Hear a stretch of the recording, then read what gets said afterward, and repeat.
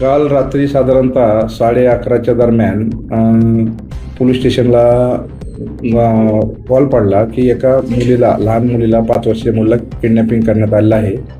त्यानुसार आमच्या विविध पथकांनी, म्हणजे क्राईमचं पथक आहे, आमच्या पोलिसांचे वरिष्ठ पी आहेत, आमचे DCP साहेब होते, गुंडा स्क्वॉडचं, अँटी गुंडा स्क्वॉडचं पथक होतं, युनिट 4 होतं, त्यानंतर आमचे सगळे अंमलदार पोलीस स्टेशनचे सगळ्यांनी शोध घेत होते.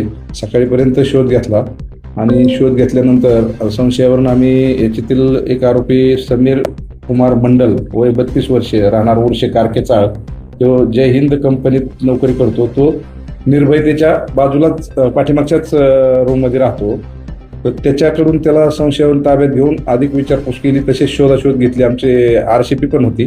त्यानुसार शोधाशोध केल्यानंतर आम्हाला त्याला विश्वासात घेतलं. त्यांनी सांगितलं की मी मुलीला गळा दाबून मारतो, कबुली दिली, मारलेली आहे आणि ती जागा दाखवतो.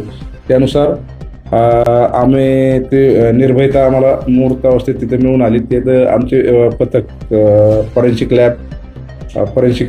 लॅब, तसेच फिंगरप्रिंट आणि आमच्या सगळे क्राईमचे DCP साहेब वगैरे सगळ्यांनी जाऊन आम्ही मेमोरंडम करून ते ताब्यात घेतलं आहे आणि YCMला पुढील पोस्टमॉर्टमसाठी आणि पुढील मेडिकल तपासासाठी YCMला पाठवलेलं आहे निर्भयतेचे हे. आणि त्याच्यानुसार आरोपीला ताब्यात घेऊन त्याचे पण मेडिकल करायला पाठवलेलं आहे आणि गुन्हा दाखल झालेला आहे रात्रीच. आता त्याच्यात डॉक्टरचे ॲनालिसिस, म्हणजे डॉक्टरकडनं जे आपल्याला मेडिकल वगैरे येईल, सगळे मेडिकलचे रिपोर्ट्स वगैरे येतील, त्यानुसार आम्ही विविध कलमं वाढवून पुढील कारवाई करत आहोत. प्राथमिक माहितीनुसार निर्भयतेचा भाऊ निर्भयता ही तिथंच खेळत होती.